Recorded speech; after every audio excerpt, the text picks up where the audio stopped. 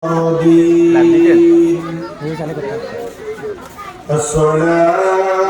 والسلام على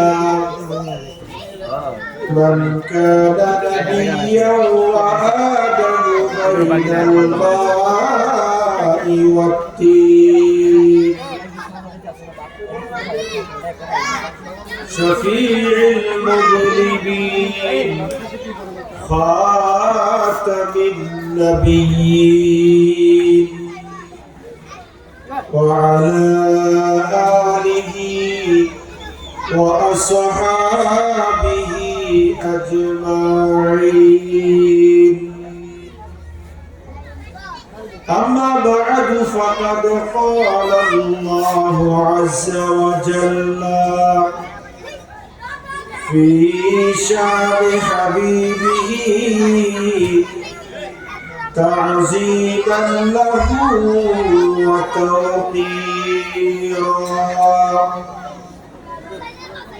إن الله وملائكته يصلون على النبي يا أيها الذين آمنوا صلوا عليه وسلموا تسليما. صلى الله سيدنا وآله وأصحابه صلى الله على سيدنا محمد وآله وصحبه صلى الله على وآله وصحبه صلاة يا رسول الله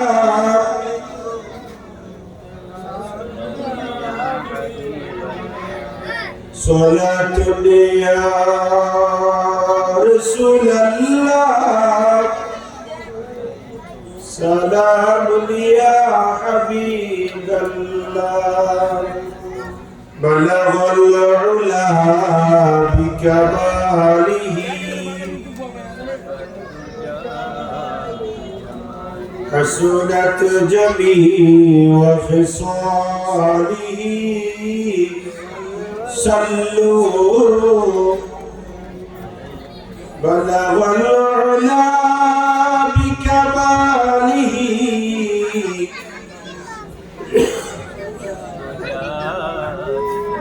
حسنت جميع وخصاله صلوا عليه. أعوذ بالله من الشيطان الرجيم. بسم الله الرحمن الرحيم. واتقوا يوما ترجعون فيه إلى الله ثم توفى كل نفس ما كسبت وهم لا يظلمون. صدق الله مولانا العظيم وبلغنا رسوله النبي الأمين ونحن على ذلك من الشاهدين والشاكرين والحمد لله رب العالمين.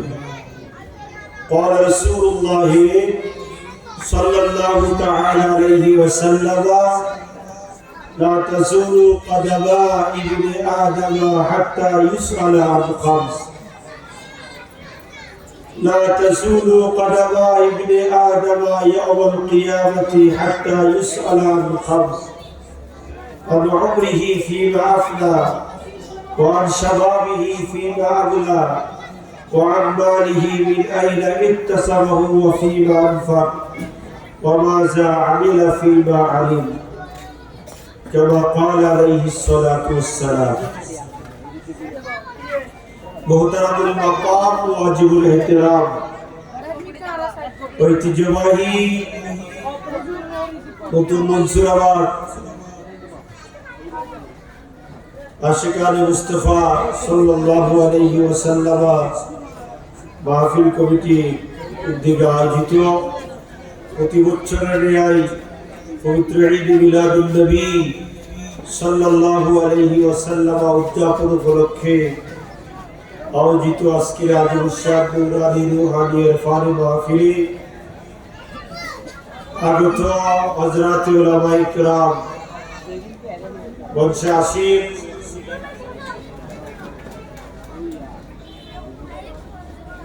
আমার অত্যন্ত স্নেহের আয়োজন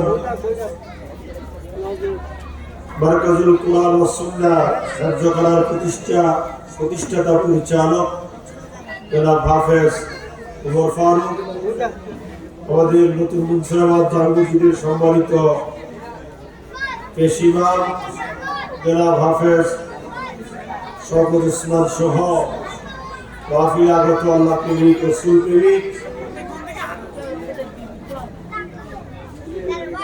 মুরব্বিয়ানে আযম তরুণ ফাতির তরুণ ছাত্র ভাইরা,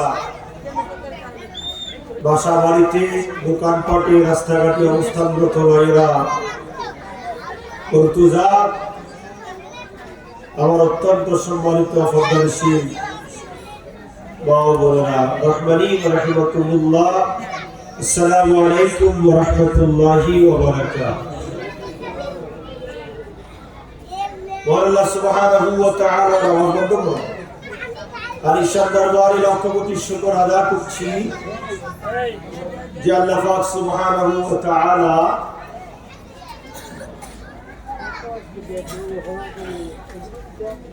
একত্রিশে ডিসেম্বরের এই রজনীতে শয়তানি কর্মকাণ্ডকে ত্যাগ করে বিগত একটি বছর আমাদের থেকে আর বিয়োগ হয়েছে, আমাদের জীবন থেকে চলে গিয়েছে, সে একটি বছরের অনুশোচনা অনুতাপ প্রকাশ করার জন্য এবং কুরআন এবং সুন্নাহ থেকে কিছু মূল্যবান বয়ান শুনে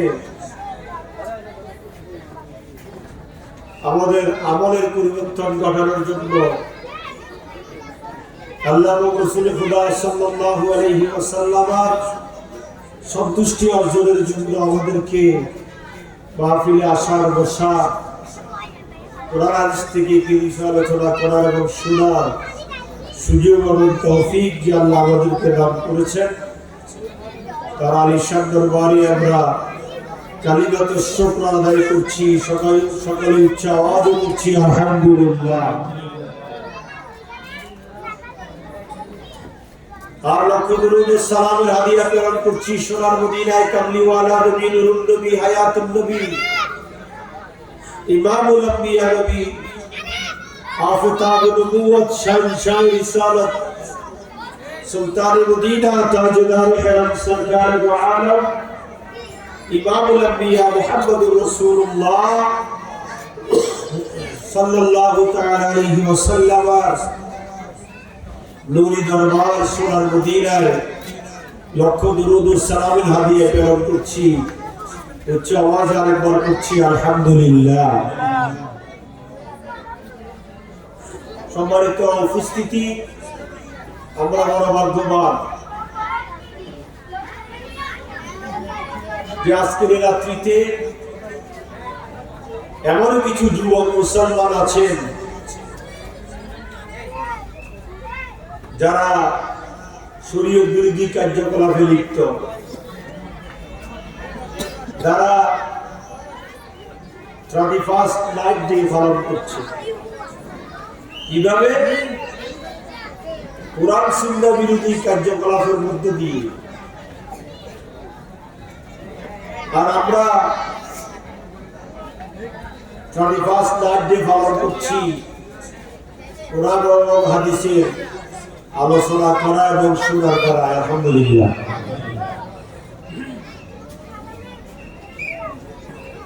ভালো কাজের জন্য আল্লাহ রাব্বুল আলামিনের পক্ষ থেকে কবুলিয়তের ফয়জল আছে না নাই? সবাইকে আল্লাহ ভালো কাজের জন্য কবুল করে না।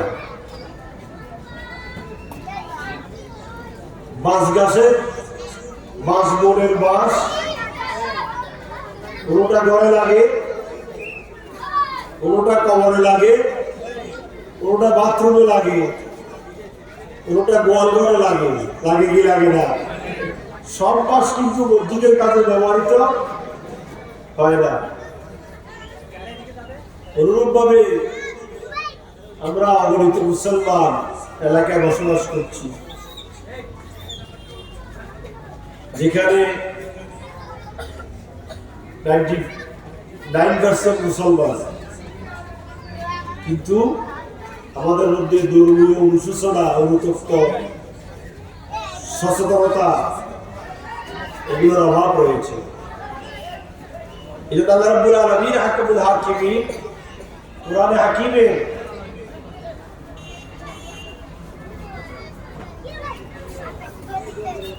অত্যন্ত ছোট্ট একটা সূরা, 4টি আয়াত বিশিষ্ট মাক্কি সূরা, সূরাতুল আসর। নাম শুনেন নাই? কোন সূরা? সূরাতুল আসর, মাক্কিয়া, মাক্কি সূরা। আমার নবী মক্কি জিন্দেগিতে নাযিল হয়েছে। আল্লাহ বলেছেন ওয়াল আসর, আমার প্রিয় মাহবুব আপনার সময়ের কসম। সুবহানাল্লাহ। ইন্নাল ইনসানা লাফি খুসর ইল্লাল্লাযীনা আমানু ওয়া আমিলুস সালিহাতি وتواصوا بالحق وتواصوا بالصبر صدق الله العظيم وصدق رسوله النبي الكريم আল্লাহ বলছেন, হাবিব আপনার সময়ের কসম, যুগের কসম। আল্লাহকে কোনো কথা সুদৃঢ় করার জন্য, মজবুত করার জন্য কসমের প্রয়োজন হয় না। কিন্তু আল্লাহ রাব্বুল আলামিন হাকামুল হাকিমিন, এখানে ওয়াওটা হচ্ছে ওয়াও তাসমিয়া। ওয়াও কয়েক প্রকার আছে, তার মধ্যে এক প্রকার হলো ওয়াও তাসমিয়া। আল্লাহ কসম করে বলেছেন ওয়াল আসর, আমার প্রিয় মাহবুব আপনার সময়ের কসম, যুগের কসম। ইন্নাল ইনসানা লাফি খুসর, নিশ্চয় মানুষ ক্ষতির মধ্যে আছে। যেরকম নাউযুবিল্লাহ। কার কথা? আল্লাহ বলছেন ইন্নাল ইনসান, নিশ্চয় মানুষ। তাগিদ দিয়ে বলেছেন আল্লাহ। আল্লাহ বলেন ওয়াল আসর ইনসানা লাফি খুসর, কিন্তু আল্লাহ বলছেন ইন্নাল ইনসান, নিশ্চয় মানুষ ক্ষতির মধ্যে আছে। মানুষ কিসের মধ্যে আছে? ক্ষতির মধ্যে। আমরা আছি ক্ষতির মধ্যে। আমাদের নামাজ নাই ওয়াক্ত মতো, আমাদের হালাল ইনকাম নাই, আমাদের পর্দা নাই, আমাদের সত্য কথা নাই, আমাদের জুবানের হেফাজত নাই, আমাদের লজ্জাস্থানের হেফাজত নাই, আমাদের চোখের হেফাজত নাই, আমাদের পঞ্চ ইন্দ্রিয়ের হেফাজত নাই, আমাদের চলার ঠিক নাই, বসার ঠিক নাই, উঠার শরীয়ত নাই, শোয়ার মধ্যে শরীয়ত নাই, ঘুমানোর মধ্যে শরীয়ত নাই, ব্যবসা বাণিজ্যের মধ্যে শরীয়ত নাই। এই জন্য আমরা ক্ষতির মধ্যে আছি। কিসের মধ্যে? কার কথা? ইল্লাল্লাযীনা আমানু ওয়া আমিলুস সালিহাত। তবে হাবিব, 7 ধরনের ব্যক্তি ক্ষতির ঊর্ধ্বে। জনগণ সুবহানাল্লাহ। কয় ধরনের ব্যক্তি? 4 ধরনের ব্যক্তি ক্ষতির ঊর্ধ্বে। ইল্লা হুরফ ইস্তিসনা। আল্লাহ রাব্বুল আলামিন হাকামুল হাকিমিন হুরফ ইস্তিসনা ব্যবহার করে নাকে হা বুঝাচ্ছেন। আল্লাহ প্রথমে বলেছেন ইন্নাল ইনসানা লাফি খুসর, প্রত্যেক মানুষ ক্ষতির মধ্যে আছে। ইল্লা, তবে হ্যাঁ, 4 ধরনের মানুষ ক্ষতির ঊর্ধ্বে, তারা ক্ষতির মধ্যে নাই, তারা আল্লাহর নিয়ামতের মধ্যে থাকবে, তারা আল্লাহর সন্তুষ্টি, আল্লাহর নৈকট্যবান ধন্য বান্দাদের মধ্যে থাকবে, তারা নেককার বান্দাদের অন্তর্ভুক্ত হবে। কয় ধরনের ব্যক্তি? 4 ধরনের ব্যক্তি। আল্লাযীনা আমানু, নাম্বার 1 হচ্ছে যারা ঈমান আনয়ন করেছে, আল্লাহকে না দেখে, নবীকে না দেখে, জান্নাতকে না দেখে, জাহান্নামকে না দেখে, শুধুমাত্র কোরআন এবং হাদিসের কথা বিশ্বাস করে যারা ঈমানের কালেমা পড়ে মুসলমান হয়েছে, তারা ক্ষতির ঊর্ধ্বে। বলুন সুবহানাল্লাহ। আর কারা? ওয়ামিলুস সালিহাত। নাম্বার 2 হচ্ছে যারা নেক আমল করে। সুবহানাল্লাহ বলেন। ঈমানের পরে সকল ইবাদতের মধ্যে হচ্ছে আমল। ঈমানের পরে, মুসলমান হওয়ার পরে বান্দার কাছে, আল্লাহর কাছে বান্দার সবচেয়ে নৈকট্যপূর্ণ যে কাজ, সেটা হচ্ছে নেক আমল। সুবহানাল্লাহ। এই জন্য আল্লাহ রাব্বুল আলামিন কোরআনে হাকিমে অসংখ্য আয়াত আল্লাহ নাযিল করেছেন। আল্লাযীনা আমানু ওয়া আমিলুস সালিহাত, অসংখ্য আয়াত রয়েছে এই ধরনের, যারা ঈমান আনে এবং নেক আমল করে। সুবহানাল্লাহ। ঈমানের সাথে আমলের সম্পর্ক, ঈমানের সাথে কিসের সম্পর্ক? আমলের সম্পর্ক। ঈমান আছে, আমল নাই, সেই ঈমানের দাম নাই। আপনার ঈমান আছে, আপনি মুসলমান কিন্তু নামাজ পড়েন না, আপনি মুসলমান রোজা রাখেন না, আপনি মুসলমান সম্পদের যাকাত দেন না, আপনি মুসলমান স্ত্রীকে পর্দায় রাখেন না, আপনি মুসলমান হালাল ইনকাম করার চিন্তা করেন না, আপনি মুসলমান সত্য কথা বলেন না, আপনি মুসলমান কোরআন সুন্নাহ মতে চলেন না, তাহলে আপনার আমার সেই মুসলমানিত্বর দাম নাই। তা হবে শুধু দাবি মুসলমান, কাজে মুসলমানিত্ব অর্জন করা সম্ভব। এই জন্য আল্লাহ বলেছেন সকল মানুষ ক্ষতির মধ্যে আছে, তবে 4 ধরনের বান্দা ক্ষতির ঊর্ধ্বে। সুবহানাল্লাহ। 6 ধরনের বান্দা? 1 নম্বর আল্লাযীনা আমানু ওয়া আমিলুস সালিহাত, যারা ঈমান আনয়ন করে এবং নেক আমল করে। সুবহানাল্লাহ। ঈমানের সাথে কিসের সম্পর্ক? আমলের সম্পর্ক। ঈমানের সাথে আমলের সম্পর্ক। এই জন্য ঈমান আনার পরে আমাদের প্রথম কাজ নেক আমল করা। আর আল্লাহর নবী রাহমাতুল লিল আলামিন সরকারে মদিনা সুরুর মান ওয়াসিলা হায়াতুন নবী রাহমাতুল লিল আলামিন ইরশাদ করেছেন, উম্মতে আমার, ঈমানের পরে সকল ইবাদতের মধ্যে তোমাদের যে কাজ, সেটা হচ্ছে নামাজ। সুবহানাল্লাহ। ঈমানের পরে সকল ইবাদতের মধ্যে যে কাজ, সেটার নাম কি? সালাত। সেটার নাম কি? সালাত, নামাজ। তাহলে 4 ধরনের ব্যক্তি ক্ষতির ঊর্ধ্বে। 1 নম্বর যারা ঈমান আনয়ন করে, 2 নম্বর যারা কি করে? নেক আমল করে। ওয়াতাওয়াসাউ বিল হক। 4র্থ নম্বর হচ্ছে যারা হকের উপর থাকে, হকের উপর নিজের জীবন পরিচালনা করে, হক পন্থীদের সাথে থাকে, তারা হচ্ছে কামিয়াব, তারা হচ্ছে সফল কাজ। আর ওয়াতাওয়াসাউ বিস সাবর, যারা বিপদে মুসিবতে ধৈর্য ধারণ করে, তারা হচ্ছে সফল কাজ। সুবহানাল্লাহ। 6 ধরনের ব্যক্তি? 4 ধরনের ব্যক্তি সফল কাজ কে বলেছে? আল্লাহ। ইন্নাল ইনসানা লাফি খুস, সকল মানুষ ক্ষতির মধ্যে আছে। ইল্লাল্লাযীনা আমানু ওয়া আমিলুস সালিহাত, তবে তারা নয় যারা ঈমান আনয়ন করে এবং নেক আমল করে, ওয়াতাওয়াসাউ বিল হক, সত্যের উপর থাকে, ওয়াতাওয়াসাউ বিস সাবর, সমস্ত বিপদ মুসিবত ধৈর্য ধারণ করে এই 4 ধরনের ব্যক্তি প্রতিরোধে সুবহানাল্লাহ। আল্লাহ পাক আমাদেরকে এই 4 ধরনের ব্যক্তির অন্তর্ভুক্ত হওয়ার তৌফিক দান করুন। আমিন।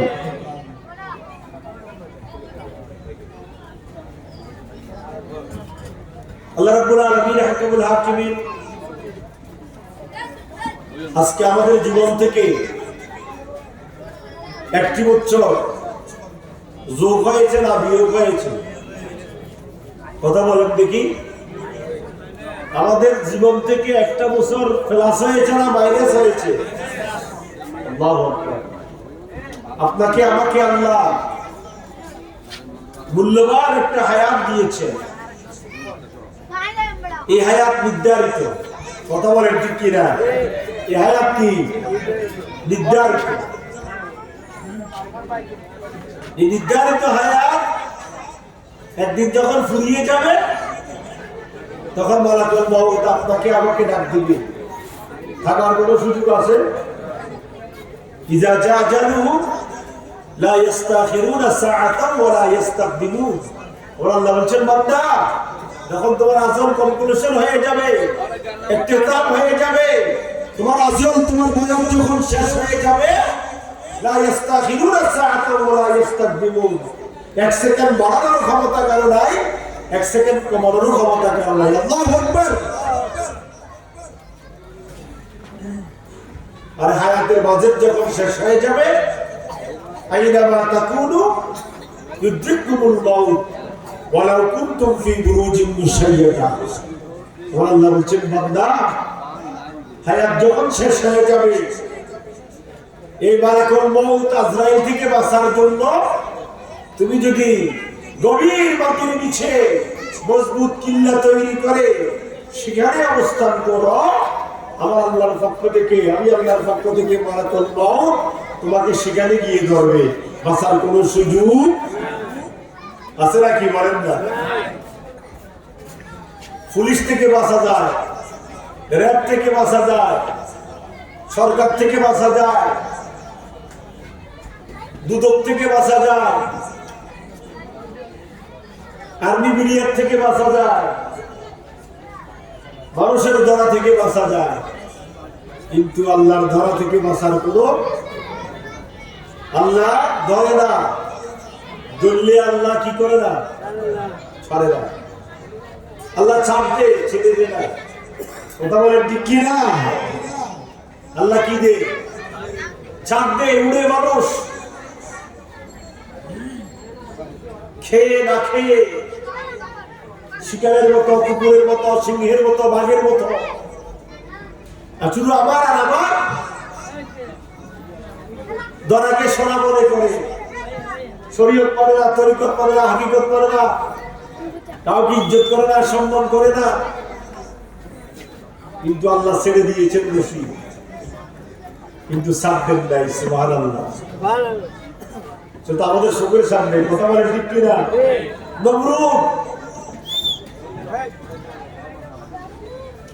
নমরুদ বাঁচতে পেরেছেন, ফিরআউন বাঁচতে পারেন নাই, সাদ্দাত বাঁচতে পারেন নাই, বড় বড় শক্তিধর ক্ষমতাধর রাজা বাদশাহ বাঁচতে পারে নাই। আমাদের বাংলার ইতিহাসেও তার নজির আছে না নাই? আমাদেরকে আল্লাহর ধরা হচ্ছে বড় ধরা। আল্লাহর ধরা থেকে বাঁচার জন্য চেষ্টা করতে হবে। আমরা পুলিশের ধরা থেকে বাঁচার জন্য চেষ্টা করি, কিন্তু আল্লাহ যে ধরার জন্য সিসি ক্যামেরা ফিট করে রেখেছেন, সেই চিন্তা চেতনা আমাদের মনের মধ্যে আসেনি, নেই।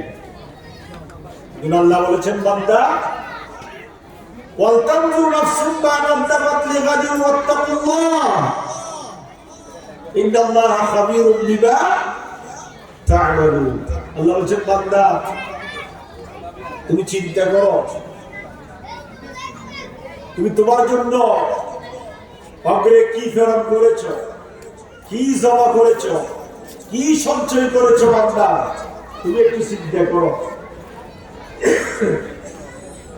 তার কথা কে বলছে?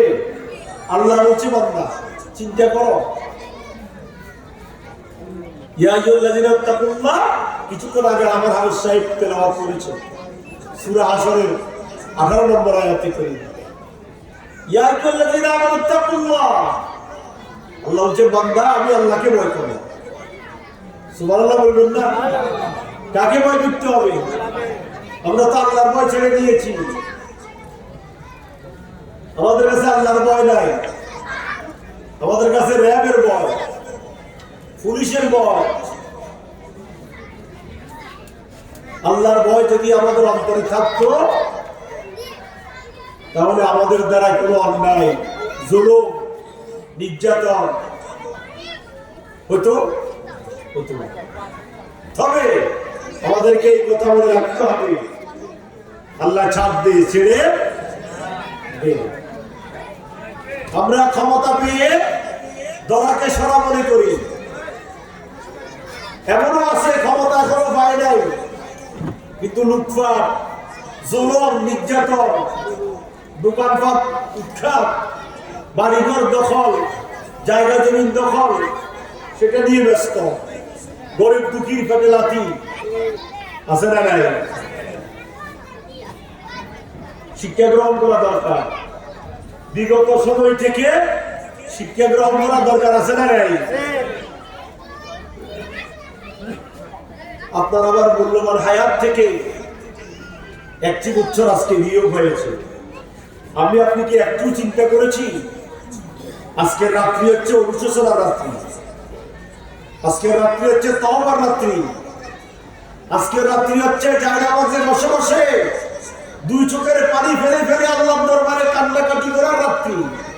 ও খোদা, আমার জীবন থেকে একটি বছর অতিবাহিত হয়েছে, আমার জীবন থেকে মাইনাস হয়েছে, প্লাস হয় নাই।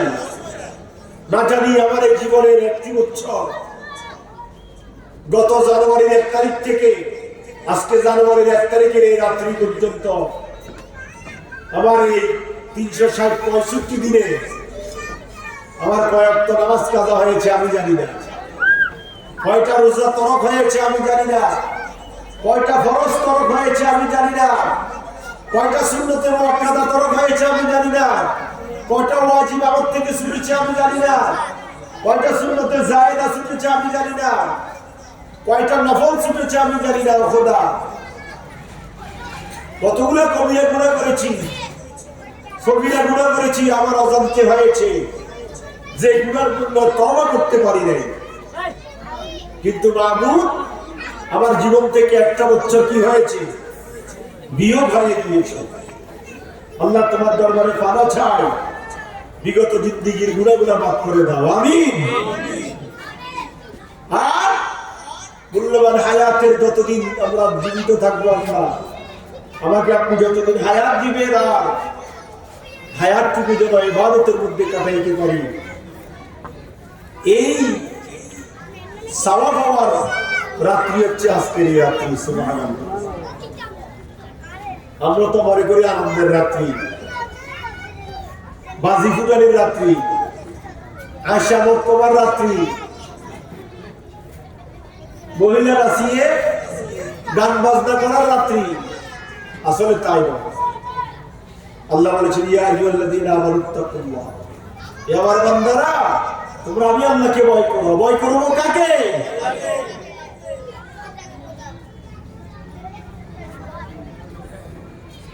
সব সময় সদা সর্বদা আপনাকে আপনাকে যাকে ভয় করতে হবে তিনি কে? আল্লাহ। আর আল্লাহ বলেছেন ওয়ালতামযুর নাফসুম মা কদ্দামাত লিগাদ, বান্দা তুমি আগামী দিনের জন্য কি জমা করেছো, কি সঞ্চয় করেছো, বান্দা একটু চিন্তা করো। ওয়াত্তাকুল্লাহ। আবার আল্লাহ বলেছেন বান্দা আমি আল্লাহকে ভয় করো। সুবহানাল্লাহ। একটা আয়াতের মধ্যে কয়বার?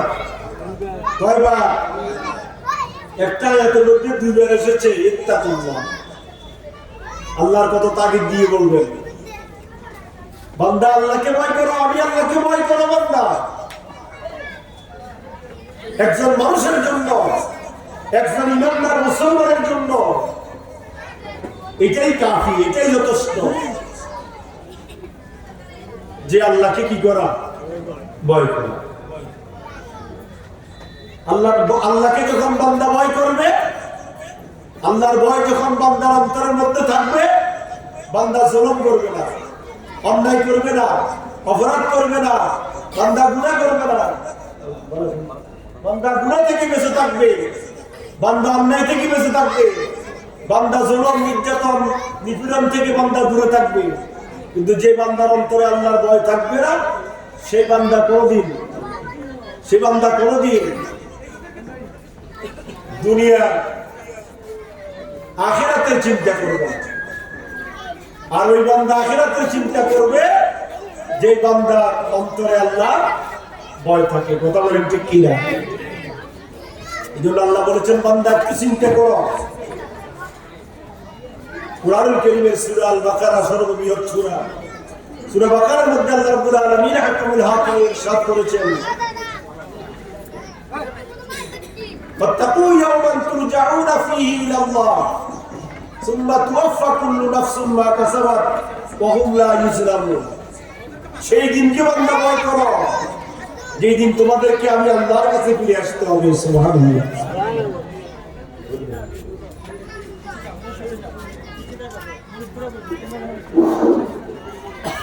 সম্মানিত উপস্থিতি, আসসালামু আলাইকুম ওয়া রাহমাতুল্লাহি ওয়া বারাকাতুহু।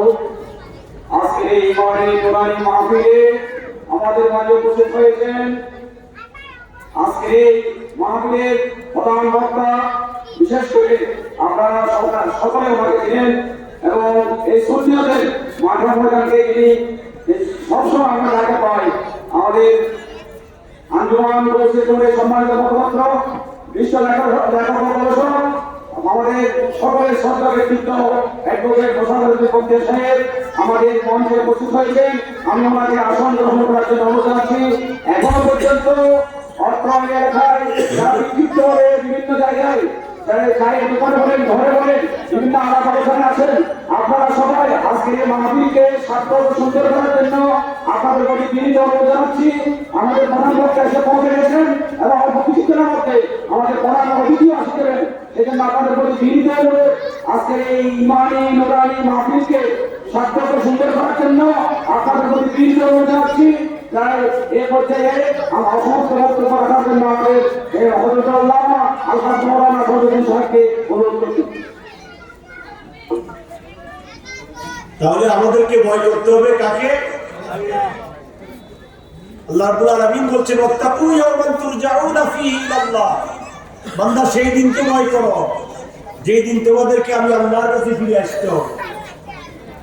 কার কাছে যেতে হবে? সুম্মা তুওয়াফফা কুল্লু নাফসিন মা কাসাবাত ওয়া হুম লা ইউজলামুন। তোমাদেরকে আমি আল্লাহ সেই দিন সেই প্রতিদান দিব যা তোমরা কামাই করেছো, যা তোমরা ইনকাম করেছো, তুমি যা করেছো আমি আল্লাহ তা তোমাকে দিব। ওয়া হুম লা ইউজলামুন। দুনিয়ার মানুষ মানুষের উপরে জুলুম করে, সরকার জনগণের উপরে জুলুম করে, যাত্রী ড্রাইভারের উপরে জুলুম করে, ড্রাইভার যাত্রীর উপরে জুলুম করে, মানুষ মানুষের উপরে জুলুম করে। আল্লাহ বলছেন একমাত্র আমি আল্লাহ, ওয়া হুম লা ইউজলামুন, আমি কারো প্রতি কোনো জুলুম করি না। বান্দা তুমি যা করেছো তার প্রতিদান আমি আল্লাহ তোমাকে দিব। সুবহানাল্লাহ। আর আল্লাহর নবী সরকারে মদিনা সুরুল কলব সিনা মুহাম্মদুর রাসূলুল্লাহ সাল্লাল্লাহু আলাইহি ওয়াসাল্লাম হায়াতুন নবী ইরশাদ করেছেন, উম্মতরে আমার, লা তাজুলু কদমা ইবনে আদম ইয়াউমাল কিয়ামতি হাত্তা ইউসআলা আন খামস। যে কাল কিয়ামতের কঠিন ময়দানে মুসিবতের সময় তোমাদেরকে পাঁচটা প্রশ্নের উত্তর দেওয়া ছাড়া দুই কদম লড়াচড়া করার কোনো সুযোগ থাকবে না। আল্লাহু আকবার। কয়টা প্রশ্ন? কিয়ামতের ময়দানে পাঁচটা প্রশ্নের উত্তর দিয়ে বান্দার সামনের দিকে অগ্রসর হতে হবে। আর এই পাঁচটা প্রশ্নের উত্তর সঠিকভাবে যদি বান্দা দিতে পারে, বান্দার বেড়া পার, জান্নাতে যাওয়ার রাস্তা সহজ হয়ে যাবে। আল্লাহ নবীর সুপারিশ সহজ হয়ে যাবে, আউলিয়া কেরামের সুপারিশ সহজ হয়ে যাবে, উলামায়ে কেরামের সুপারিশ তার জন্য সহজ হয়ে যাবে। আর যদি বান্দা প্রশ্নের উত্তর ছাড়া যদি বান্দা সেখানে হামাগুড়ি খায়, বান্দা কঠিন অবস্থার মধ্যে পড়ে যাবে। এই জন্য আল্লাহ নবী রাহমাতুল্লিল আলামিন ইরশাদ করেছেন, উম্মতরে আমার প্রশ্নের উত্তর দেওয়া ছাড়া এক কদম সামনের দিকে অতিবাহিত করার, 2 কদম নাড়াচাড়া করার কোনো সুযোগ নেই। আর আমরিহি ফিমা আফলা, নাম্বার 1 হচ্ছে বান্দা, তোমাকে যে আমি আল্লাহ মূল্যবান একটা হায়াত দিয়েছি, এই মূল্যবান হায়াত তুমি কোথায় ব্যয় করেছো, তার প্রশ্ন হচ্ছে একটা পরে। সুবহানাল্লাহ। আজকে আমরা এই 31শে ডিসেম্বর রাত্রি কোরআন সুন্নাহ বিরোধী কার্যকলাপে জড়িত না হয়ে রাসূল পাকের ঈদ মিলাদুন নবী সাল্লাল্লাহু আলাইহি ওয়াসাল্লামের এই মাহফিলে বসা বদৌলতে আমাদের এই রাতটা সৎ পথে ভালো পথে অতিবাহিত হচ্ছে। কথা বলেন ঠিক কিনা? আর এটা হওয়াতে কি হবে? আল-উমরিহি ফীমা আফনা, আল্লাহ প্রশ্ন করবেন কিয়ামতের ময়দানে, বান্দা তোমাকে একটা নির্দিষ্ট হায়াত দিয়েছিলাম, বান্দা তুমি আমার এই নির্দিষ্ট দেওয়া হায়াত কোথায় খরচ করেছো, কোথায় ব্যয় করেছো? 1 নম্বর প্রশ্ন। যারা গান বাজনা, দোল তবলা, বিভিন্ন বেহায়াপনার মজলিসে বসে, অনুষ্ঠানে বসে যারা সময় অতিবাহিত করছে, তারাও প্রশ্নের উত্তর দিবে। আর আমরা যারা নবীর আগমনে এই ঈদ মিলাদুন নবীর মাহফিলে বসে সময় অতিবাহিত করছি, আমরাও জবাব দিব। সহজ হবে না কঠিন হবে? এই জন্য আল্লাহ রাসূল বলেছেন, আল-উমরিহি ফীমা আফলা, উম্মতরে আমার তোমাকে যে আমার আল্লাহ যে মূল্যবান হায়াত দিয়েছে, হায়াত তুমি কোথায় ব্যয় করেছো? নাম্বার 1 প্রশ্ন থাকবে। ওয়ান শাবাবিহি ফীমা আমলা, 2 নম্বর হচ্ছে আল্লাহ বলবেন, বান্দা তোমাকে একটা যৌবন দিয়েছিলাম, এই যৌবনটা তুমি কোথায় কাটিয়েছো? 2 নম্বর প্রশ্ন। সুবহানাল্লাহ। কয় নাম্বার? 2 নম্বর প্রশ্ন, যৌবনটা কোথায় কাটিয়েছো? আজকে আমার এলাকার যুবক ভাইয়েরা দীর্ঘ 1 বছর 365 দিন শুধুমাত্র জিকির ফিকির করে করে এই 31শে ডিসেম্বর 31st নাইটে কখন আসবে, কখন আমরা নবীর ঈদ মিলাদুন নবীর জান্নাতি পরিবেশ কায়েম করব, এই চিন্তায় ছিল আমার যুবক ভাইরা। আজকে তারা কামিয়াব হয়েছে। এই যে যৌবনের সময়টুকু কোথায় ব্যয় করছেন আপনি, তার প্রশ্নের জবাব আছে না নাই?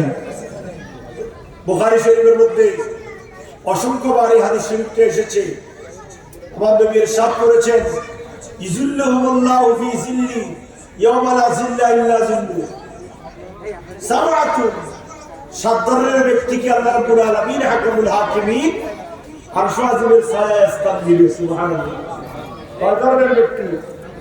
7 ধরনের ব্যক্তি। 7 ধরনের ব্যক্তিকে আল্লাহ রাব্বুল আলামিন আরশ আজিমের ছায়ায় স্থান দিবে। তার মধ্যে 1 নম্বর হচ্ছে ইমামুন আদিলুন, ন্যায় বিচারক, শাসক। যেই শাসক ন্যায় বিচার করে, জুলুম করে না, অন্যায় করে না, জনগণের উপর জুলুম করে না, বিচারের ক্ষেত্রে পক্ষপাতিত্ব করে না, সঠিক ন্যায় বিচার করে, ওই সঠিক বিচারক কাল কিয়ামতের ময়দানে আরশ আজিমের ছায়ায় স্থান পাবে। সুবহানাল্লাহ।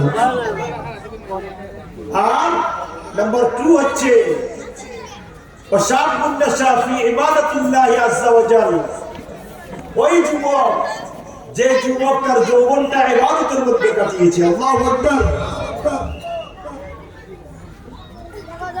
আজকে আমি আমার যুবক ভাইদের উদ্দেশ্যে বলবো, বছরে একটা শুধু মাহফিল দিলে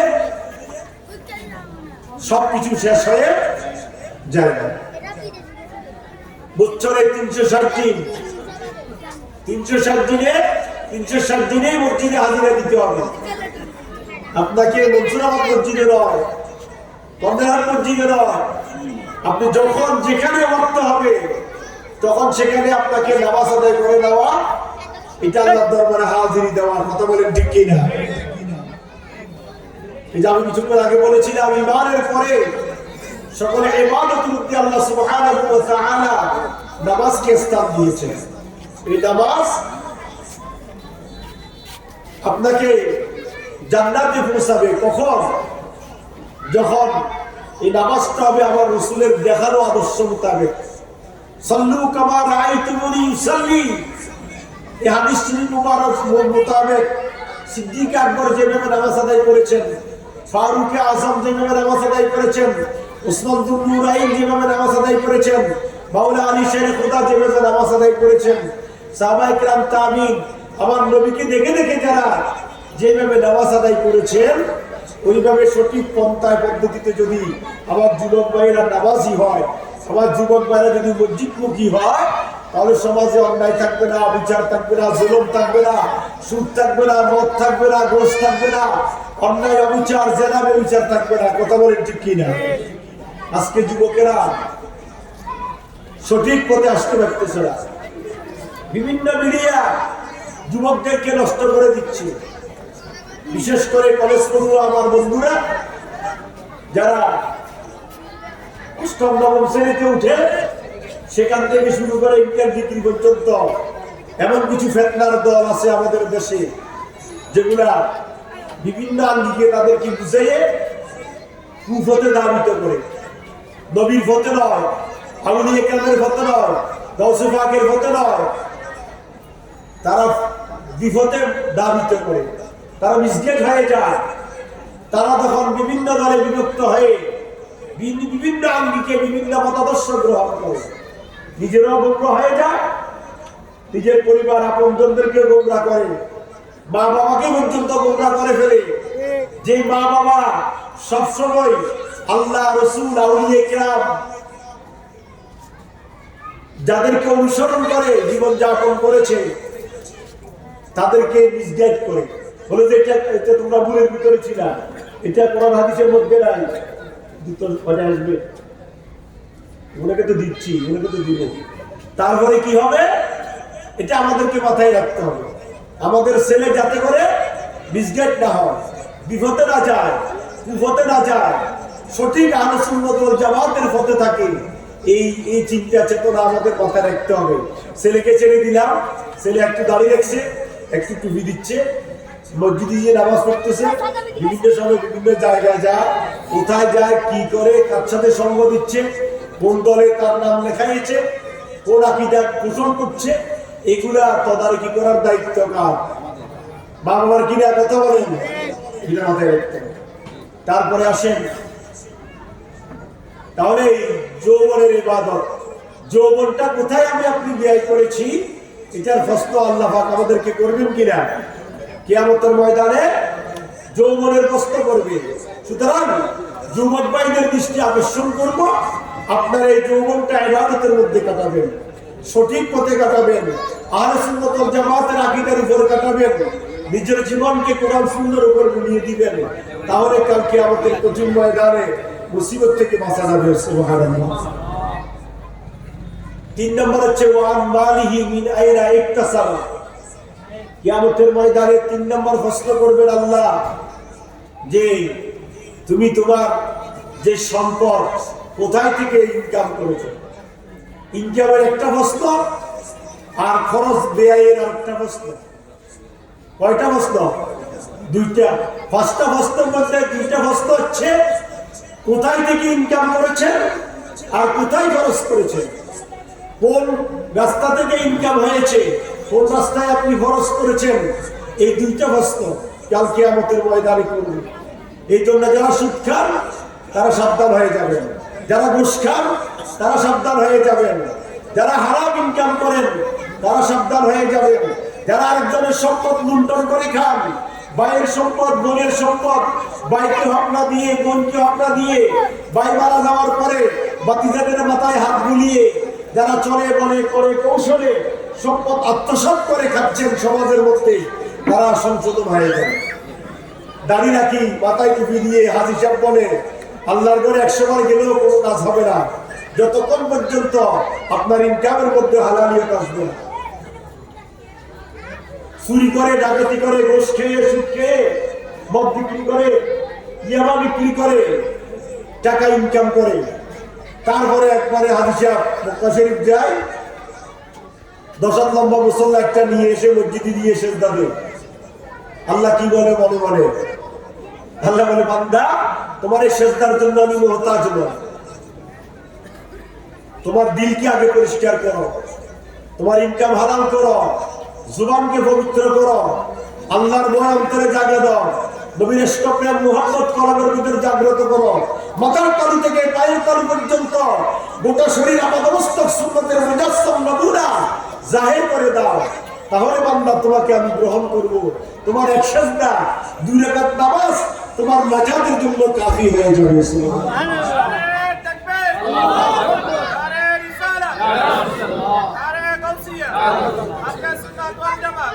কিন্তু আমাদের মধ্যে ওই চিন্তা চেতনা নাই। আমরা মনে করি ঘুষ খাই, সুদ খাই, হারাম ইনকাম করি, বাইরের সম্পদ, বোনের সম্পদ লুণ্ঠন করি, সিকিম, বাটফারি, বদমাইশি যা আছে সব করি। আমি মুখে নফসাই আর আল্লাহ ধরি, বস আল্লাহ মাফ করবি, আরেকজনের হক কি আল্লাহ মাফ করবে? কথা বলেন, মাথায় রাখতে হবে। যাই হোক, সময় সংক্ষিপ্ত। ফার্স্টটা প্রশ্ন কয়টা? 1 নম্বর কি বলছিলাম? হায়াতের প্রশ্ন। কিসের প্রশ্ন? আল্লাহ যে মূল্যবান হায়াত দিয়েছে, আমার আপনার 70 বছর 50 বছর নির্ধারিত হায়াত থেকে 2024 সাল নিয়োগ হয়েছে, আমার আপনার হায়াত থেকে 1 বছর অতিবাহিত হয়েছে। তাহলে এইটার প্রশ্ন আল্লাহ করবে, এটার জবাব দিতে হবে কি হবে না? তাহলে আজকে রাত্রিতে আপনি চক্ষু বন্ধ করে, আপনি নিরলায় বসে চক্ষু বন্ধ করে জায়নামাজের মধ্যে বসে চিন্তা করবেন, গত জানুয়ারির 1 তারিখ থেকে আজকে জানুয়ারির 1 রাত্রি পর্যন্ত আমার এই 365 দিনে আমি কয়টা অপরাধ করেছি, কয়টা গুনাহ করেছি, কয় ওয়াক্ত নামাজ ছেড়েছি, কয়বার ফরজ তরক করেছি, কয়দিন রোজা তরক করেছি, কয়দিন গালি দিয়েছি, কয়দিন ঘুষ খেয়েছি, কয়দিন সুদ খেয়েছি, কয়দিন হারাম ইনকাম করেছি, কত টাকা আমি আরেকজনকে ঠকাইয়ে আমি নিজে আত্মসাৎ করেছি, মালিক হয়েছি। এই চিন্তা চেতনা রাত্রি হচ্ছে আজকের এই রাত্রি। কথা বলেন ঠিক কি? তারপরে 2 নম্বর হচ্ছে যৌবনের ইবাদত। যৌবনটা আমি আপনি কোথায় ব্যয় করতেছি এটা চিন্তা করবেন। যারা মুনা হয়ে গিয়েছেন তারাও আফসোসের কোনো কারণ নাই। এখন তওবা তিল্লা করে আল্লাহর দরবারে মাপছে, নবীর উসিলা দিয়ে গুনাহ মাপছে। যদি আপনি কি করতে পারেন, বাকি জিন্দেগি সঠিক পথে পরিচালিত করতে পারেন, আশা করতে পারেন আল্লাহ তাও মাফ করে দিবেন। কথা বলেন ঠিক কি না? আর 3 নম্বর হচ্ছে হালাল ইনকাম, হালাল পথে খরচ করা। কয়টা গেল? 4টা। আর 5 নম্বর হচ্ছে আওয়াজা আমেলা ফি মাআলিম। এই যে ওয়াজের মাহফিলে আসেন, কি ওয়াজ শুনলেন আর কি আমল করলেন? প্রশ্ন আছে না নাই? আমরা তো ডানকারি দিয়ে শুনি, ছাগলের মতো বামকারি দিয়ে বাইরে চলে যায়। এটা আমাদের একটা স্বভাব হয়ে গিয়েছে। আমরা 3 জন বক্তা থেকে 2 জন বক্তা থেকে 10টা কথা আমরা শুনি।